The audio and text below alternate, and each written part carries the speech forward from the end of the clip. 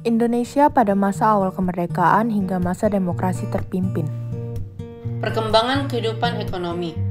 Perekonomian Indonesia pada masa awal kemerdekaan masih sangat kacau.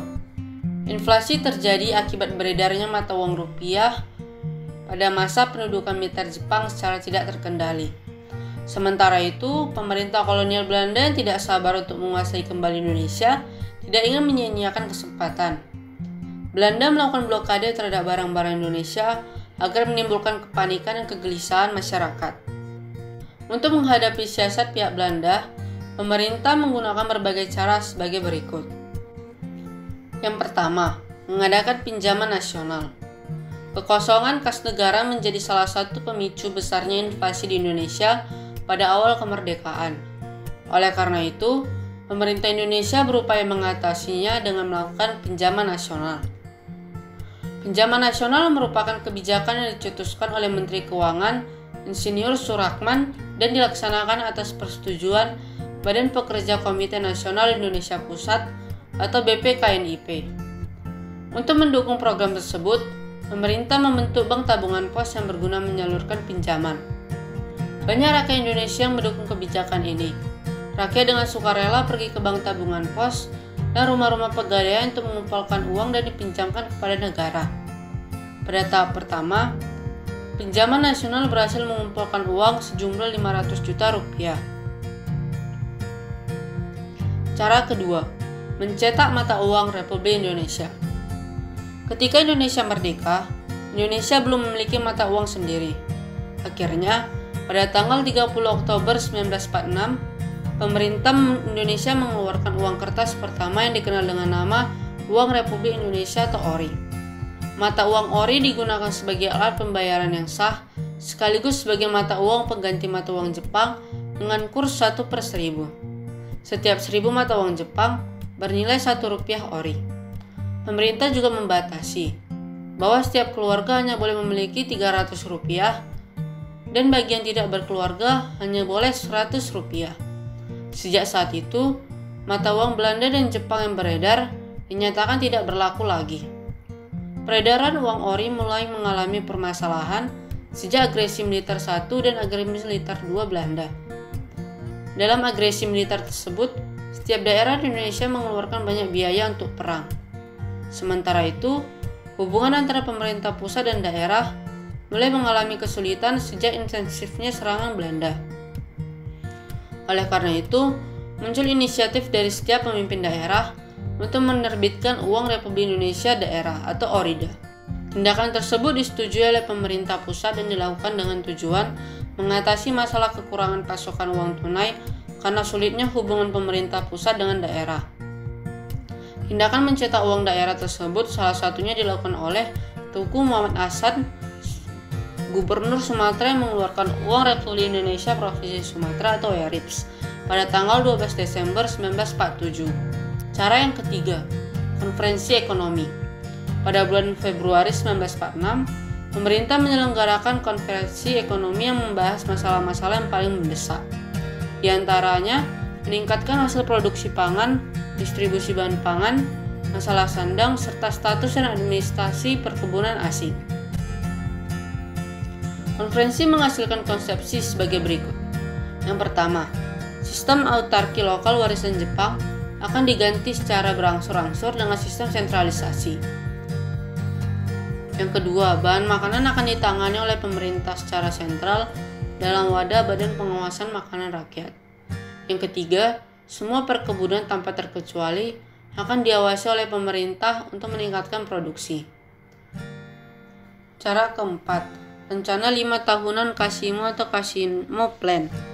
Ignatius Joseph Kasimo Hendro Wahyono adalah Menteri Persediaan Makanan mengeluarkan kebijakan rencana produksi 5 tahunan yang kemudian dikenal dengan Kasimo Plan. Kasimo Plan memiliki anjuran antara lain sebagai berikut. Yang pertama, memperbanyak kebun bibit dan padi unggul. Yang kedua, mencegah penyembelihan hewan-hewan yang berperan dalam pertanian dan menanami tanah-tanah terlantar di Sumatera. Yang ketiga, mengadakan transmigrasi 20 juta penduduk Pulau Jawa ke Sumatera dalam waktu 15 tahun. Rencana Kasima tersebut tidak berhasil dilaksanakan dengan baik karena situasi politik yang tidak stabil dan adanya agresi militer Belanda II. Perkembangan kehidupan sosial budaya. Kehidupan sosial budaya masyarakat Indonesia sudah berubah sejak memperoleh kemerdekaan. Bila pada masa pemerintahan kolonial Belanda, bangsa Indonesia digolongkan pada golongan yang ketiga atau golongan yang paling rendah, maka pada masa penjajahan militer Jepang, bangsa Indonesia digolongkan sebagai golongan kedua setelah Jepang. Setelah Indonesia merdeka, sistem pembagian golongan itu tidak lagi berlaku. Tidak boleh ada lagi diskriminasi atas perbedaan perlakuan berdasarkan warna kulit, keturunan, agama, atau kepercayaan yang dianut oleh warga negaranya. Setiap orang atau warga negara mempunyai hak dan kewajiban yang sama. Walaupun demikian, hingga sekarang masih sering ditemui adanya perbedaan perlakuan di berbagai bidang, seperti hukum dan lain-lain. Sikap diskriminasi yang demikian adalah sisa-sisa masa penjajahan yang harus dihilangkan. Salah satu tujuan nasional adalah sebagaimana tercantum di dalam Undang-Undang Dasar 1945 yang berbunyi mencerdaskan kehidupan bangsa. Maka untuk mencapai tujuan itu, tidak lain harus dengan memajukan pendidikan itu sendiri. Oleh karena itu, setelah proklamasi, Ki Hajar Dewantara, sang tokoh pendidikan nasional, diangkat sebagai Menteri Pendidikan, Pengajaran, dan Kebudayaan. Tujuan pendidikan dan pengajaran sebagaimana ditetapkan, mengarahkan dan membimbing murid menjadi warga negara yang memiliki rasa tanggung jawab. Oleh karena itu, sekolah-sekolah harus dibuka untuk seluruh warga negara. Metode pengajarannya pun ditekankan kepada sistem sekolah kerja, otoaktivitas, dan kreativitas serta memahami peristiwa-peristiwa yang terjadi di luar lingkungannya. Pendidikan luar sekolah yang digiatkan dalam bentuk kursus-kursus kejuruan di bawah bimbingan pemerintah. Kewajiban belajar bagi anak-anak usia sekolah, pendidikan dibagi atas 3 tingkatan, yaitu pendidikan dasar, pendidikan menengah, dan pendidikan tinggi. Sementara itu, bahasa Indonesia sebagai bahasa persatuan mengalami perkembangan yang pesat. Hal ini disebabkan kuatnya semangat nasionalisme melampaui batas-batas kedaerahan dan kesukuan. Hal lainnya adalah larangan menggunakan bahasa Belanda pada masa pendudukan militer Jepang turut berdampak pada perkembangannya bahasa Indonesia di bidang administrasi, pendidikan, dan komunikasi massa. Perkembangan pesat juga terlihat di bidang sastra, kodifikasi bahasa, peristilahan, dan kata-kata baru membuktikan hal itu. Sejak awal kemerdekaan, bahasa Indonesia sudah berfungsi sebagai bahasa nasional, yang artinya digunakan secara serentak seirama dengan perkembangan sastra Indonesia. Pada saat itu, muncullah sastrawan-sastrawan baru yang dipelopori antara lain Hairil Anwar, Idrus, Montar Lubis, Pramudia, Anatartor, dan lain-lain. Mereka kemudian dikenal dengan sebutan sastrawan Angkatan 45.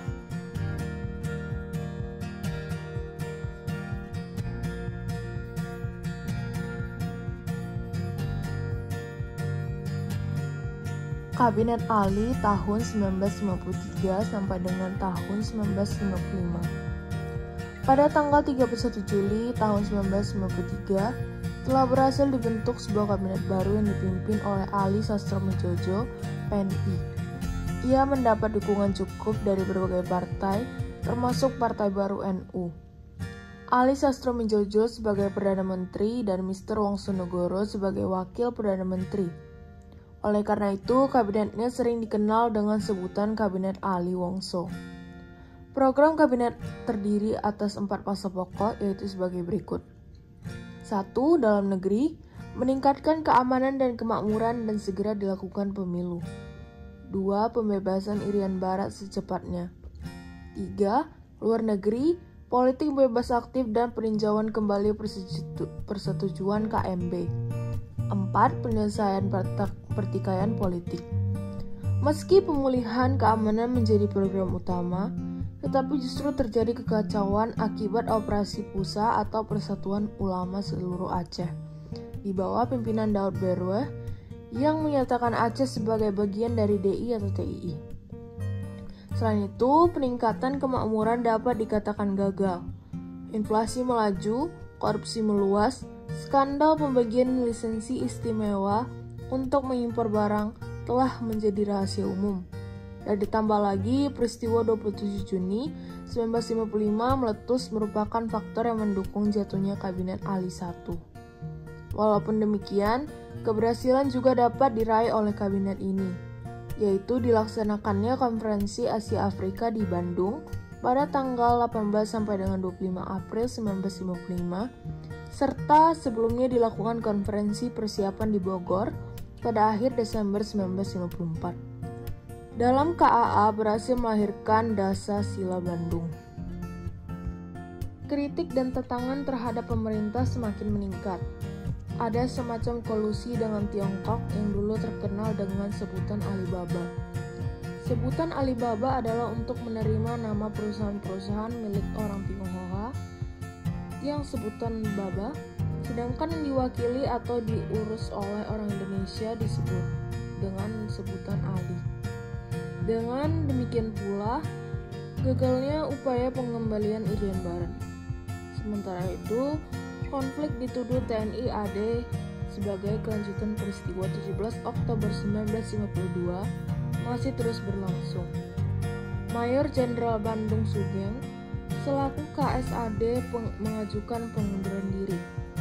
Sebagai penggantinya, pemerintah menunjuk Kolonel Bambang Utoyo. Penunjukan ini tidak disetujui oleh pihak TNI AD, sehingga terjadilah konflik antara kabinet dengan TNI AD. Dalam situasi yang serba konflik itu, pada tanggal 20 Juli 1955, NU Kabinet pada tanggal 24 Agustus 1955, Ali Sastromijojo mengembalikan mandatnya, memutuskan untuk menarik kembali menteri-menterinya dari kabinet yang diikuti partai-partai lain. Timbullah krisis kabinet. Namun pada tanggal 24 Agustus 1955, Ali Sastromijojo mengembalikan mandatnya. Selanjutnya ada Kabinet Burhanuddin Harahap tahun 1955 sampai dengan tahun 1956.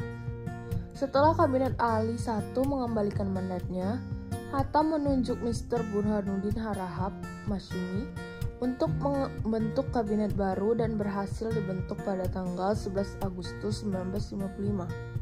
Wakil Presiden menegaskan agar kabinet menitikberatkan perhatiannya pada pemulihan kewibawaan dan kepercayaan rakyat dan tentara kepada pemerintah dan melaksanakan pemilu seperti yang telah direncanakan.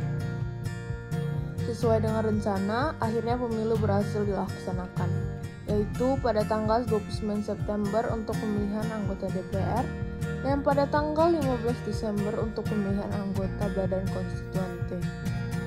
Selain itu, kabinet juga berhasil mengisi jabatan KSAD karena Bambang Utoyo menarik diri dan digantikan oleh Ahana Sution. Sehari sebelum mengembalikan mandat, yaitu pada tanggal 2 Maret 1996, Kabinet Burhanuddin berhasil menandatangani bantuan kredit pangan dari AS. Perjuangan untuk menghadapi Belanda dan pengembalian Irian Barat ternyata menjadi batu sandungan bagi Kabinet Burhanuddin Harahap. Perundingan pada Desember 1955 dan Februari 1956 dengan Belanda tidak membuahkan hasil. Secara sepihak, pemerintah RI pada tanggal 13 Februari 1956 menyatakan pembubaran Uni Indonesia Belanda. Parlemen menerima UU pembatalan Uni tersebut. Namun Presiden Soekarno tidak mau menandatangani karena pembatalan itu harus didukung oleh seluruh anggota parlemen hasil pemilu. Hal ini menjadi pukulan berat bagi Kabinet Burhanuddin Harahap. Pada tanggal 3 Maret 1956, Burhanuddin Harahap mengembalikan mandat kepada Presiden. Kabinet Ali Sastromijojo II tahun 1956 sampai dengan 1957. Setelah Kabinet Burhanuddin mengembalikan mandatnya, Presiden kembali menunjuk Ali Sastromijojo untuk menjadi formatur dan akhirnya berhasil membentuk kabinet. Adapun programnya sebagai berikut. 1. Pembatalan hasil konferensi meja bundar atau KMB. 2. Perjuangan pengembalian Irian Barat. 3. Memulihkan keamanan dan ketertiban, pembangunan ekonomi, keuangan, industri, pertanian, perhubungan, serta pendidikan. Keempat, melaksanakan keputusan Konferensi Asia Afrika atau KAA. Dalam usaha pembangunan, Kabinet Ali II mempunyai Menteri Negara Urusan Perencanaan dengan menterinya Juanda. Hal ini merupakan pengembangan dari Biro Perencanaan Negara yang sudah ada sebelumnya. Akan tetapi, Kementerian Perencanaan ini menghasilkan susunan rencana pembangunan yang dimaksud. Pada masa pemerintahan Ali Sastroamidjojo II, ternyata tidak ada tanda-tanda perbaikan ekonomi. Oleh karena itu, muncul protes dan rasa tidak puas terhadap pemerintah. Ketidakpuasan daerah juga terlihat dengan banyaknya tokoh-tokoh luar yang melakukan protes terhadap kebijakan pemerintah pusat. Hal inilah yang kemudian mendorong lahirnya beberapa gerakan separatisme di daerah-daerah. Karena merasa tidak puas dengan kinerja kabinet, Presiden Soekarno menyampaikan gagasannya tentang demokrasi terpimpin.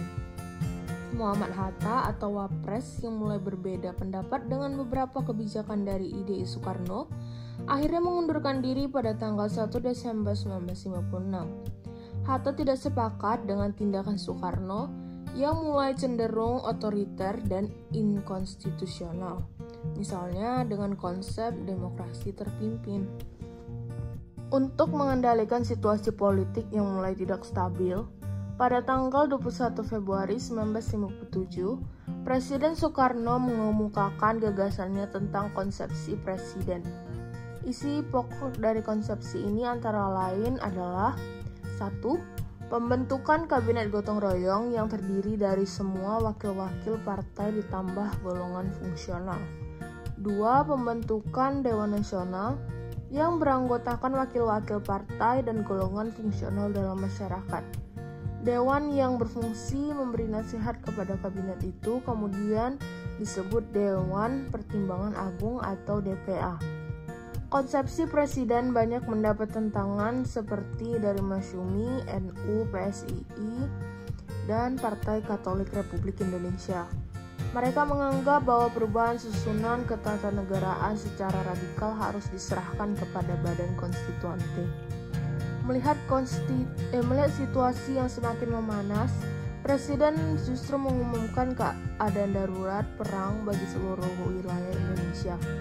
Akhirnya, Ali Sastroamidjojo pada tanggal 14 Maret 1957 mengembalikan mandatnya kepada Presiden. Yang terakhir adalah Kabinet Karya atau Kabinet Juanda tahun 1957 sampai dengan tahun 1959.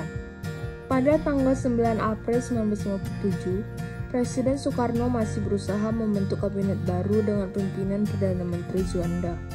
Kabinet baru itu tidak menggunakan partai politik sebagai baris utama, melainkan dari para ahli. Ada beberapa tokoh partai yang menjadi anggota tetapi bukan sebagai perwakilan partai. Dengan demikian, kabinet ini kurang mendapat dukungan kuat dari partai politik. Program utama kabinet ini adalah membentuk Dewan Nasional seperti yang diinginkan Presiden, melanjutkan pembatalan persetujuan KMB, dan memperjuangkan Irian Barat. Pada masa ini, peran dominan Soekarno semakin nyata. Bahkan Presiden Soekarno menjadi Ketua Dewan Nasional yang dibentuk pada bulan Mei 1957.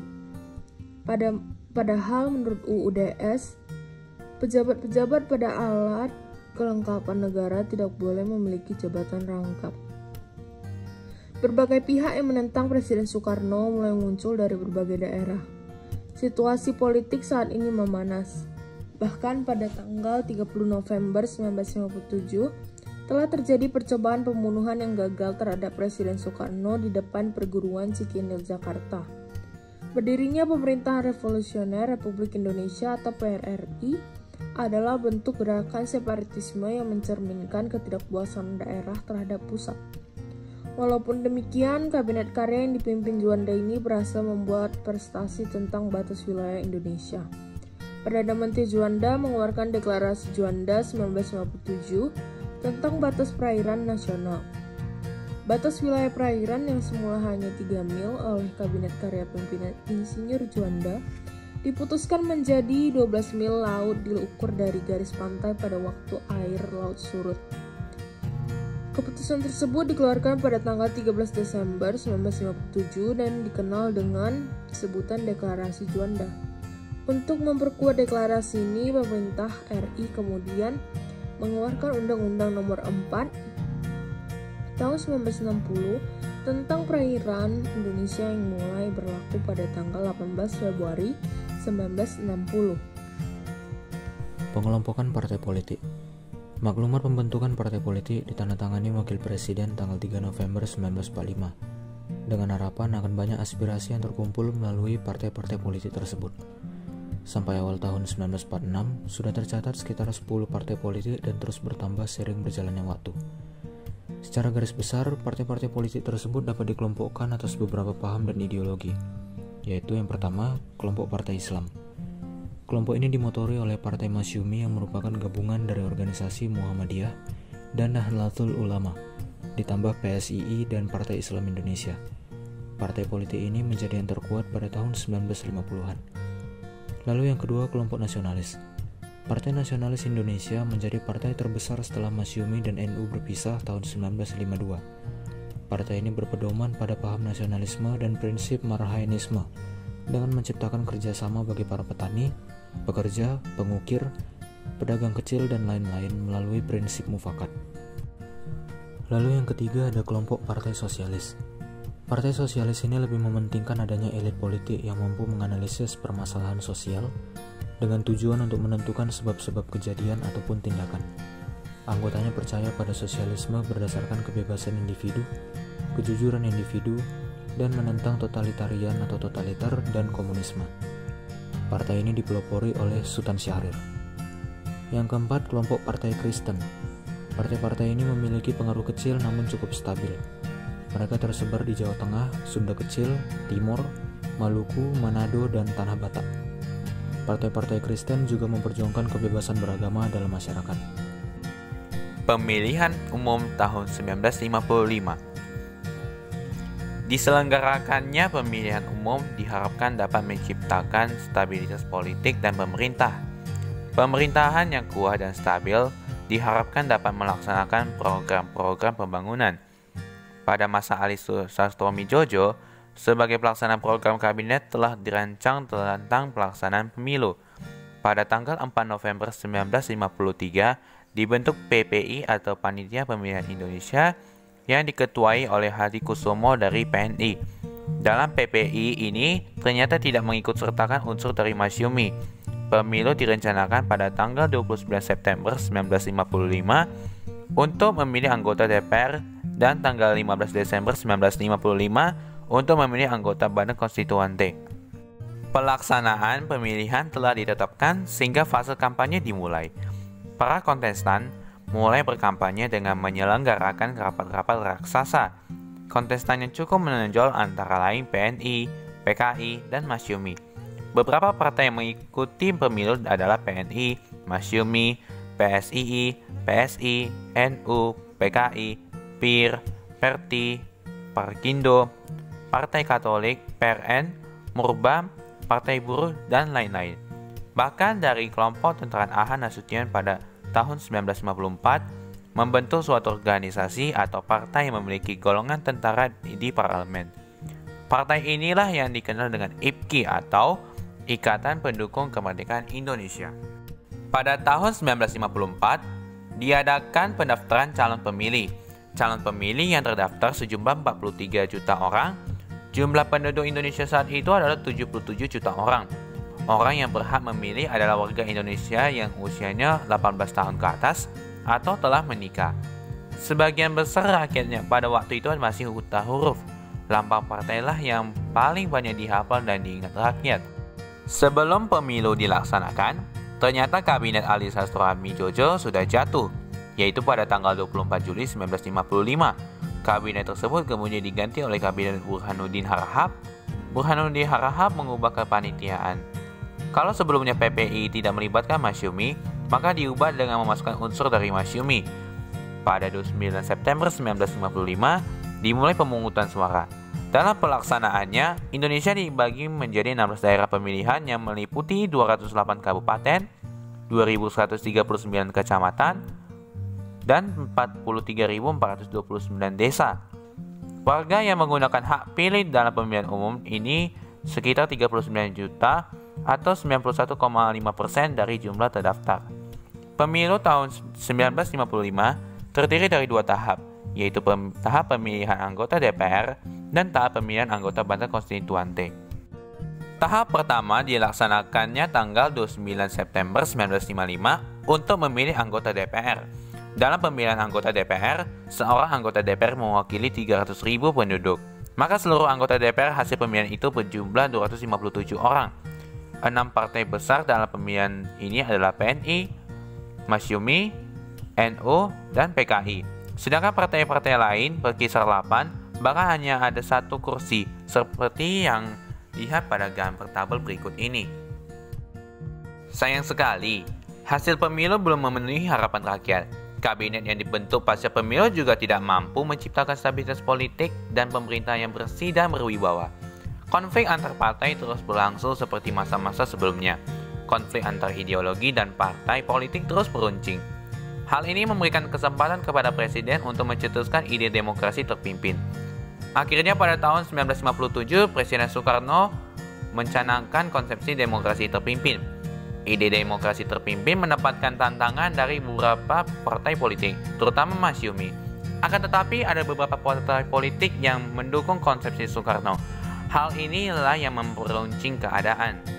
Lalu ada dekret Presiden 5 Juli 1959 sebagai penanda berakhirnya demokrasi liberal. Setelah pemilu berakhir, Badan Konstituante atau Badan Pembuat Undang-Undang segera menggelar sidang-sidangnya. Sidang yang digelarnya terutama mengenai penyusunan Undang-Undang Dasar baru sebagai pengganti Undang-Undang Dasar 1950. Tapi ternyata setelah 3 tahun bersidang dari 1955 hingga 1958, badan itu gagal menyelesaikan tugas-tugasnya. Kegagalannya disebabkan karena adanya 2 golongan di dalam Badan Konstituante, masing-masing dengan keinginan sebagai berikut. Golongan pertama, kelompok Islam mengkehendaki agar 7 kata dalam sila pertama dasar negara sebagaimana yang tercantum dalam Piagam Jakarta atau Jakarta Charter tetap dicantumkan dalam Undang-Undang Dasar yang baru. 7 kata ini dimaksud berbunyi dengan kewajiban menjalankan syariat Islam bagi pemeluk-pemeluknya. Golongan kedua, kelompok nasionalis berpendapat sebaliknya. Kelompok ini menginginkan agar dasar negara yang akan disusun dan dimasukkan ke dalam Undang-Undang Dasar baru adalah yang tercantum di dalam Undang-Undang Dasar 1945, yaitu Pancasila, dengan menghilangkan 7 kata tersebut di atas. Kedua kelompok ini masing-masing pada pendiriannya, sehingga sidang-sidang yang diadakan selalu mengalami kebuntuan. Oleh karena itu, pada tanggal 25 April 1955, Presiden Soekarno memberikan amanatnya di dalam sidang konstituante dengan judul Res Publica. Dalam amanatnya, beliau menganjurkan agar Badan Konstituante menetapkan Undang-Undang 1945 sebagai pengganti Undang-Undang Dasar sementara 1950. Dengan kata lain, memberlakukan kembali Undang-Undang Dasar 1945 sebagai konstitusi negara.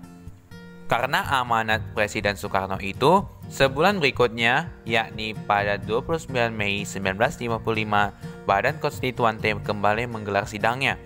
Namun seperti sidang-sidang sebelumnya, perdebatan kembali terjadi, sehingga diadakan voting. Setelah voting, hasilnya adalah mayoritas anggota menghendaki kembali ke Undang-Undang 1945. Tapi jumlahnya tidak memenuhi 2/3 dari jumlah suara yang dibutuhkan. Kemudian pada tanggal 2 Juni 1959, anggota Badan Konstituante kembali mengadakan voting. Namun untuk kedua kalinya, jumlah suara tetap tidak mencukupi 2/3, sebagaimana dalam pasal 37 UU DS 1950. Berhubung sidang-sidang yang sudah berlangsung hampir 3 tahun tidak juga membuahkan hasil, Badan Konstituante memutuskan untuk reses dalam waktu yang tidak ditentukan. Sikap Badan Konstituante itu dinilai Presiden Soekarno sudah sangat membahayakan keutuhan bangsa dan negara. Oleh karena itulah, pada tanggal 5 Juli 1959, Presiden mengeluarkan sebuah dekret yang kemudian terkenal dengan sebutan Dekret Presiden 5 Juli 1959. Dekret itu dikeluarkan pada hari Minggu pukul 17 WIB di Istana Negara, berdasarkan Kepres nomor 150 tahun 1959 yang isinya sebagai berikut. Yang pertama, berlakunya kembali Undang-Undang Dasar 1945 dan tidak berlakunya UU DS 1950. Kedua, pembubaran konstituante Dan yang ketiga, dibentuknya DPAS dan MPRS dengan tujuan untuk menyelamatkan dan menyelesaikan masalah negara. Dengan keluarnya dekret itu, bangsa Indonesia kembali ke Undang-Undang Dasar 1945. Sedangkan sistem demokrasinya yang kemudian berlaku adalah demokrasi terpimpin. Baiklah, sekian penjelasan dari kami. Terima kasih, semoga bermanfaat.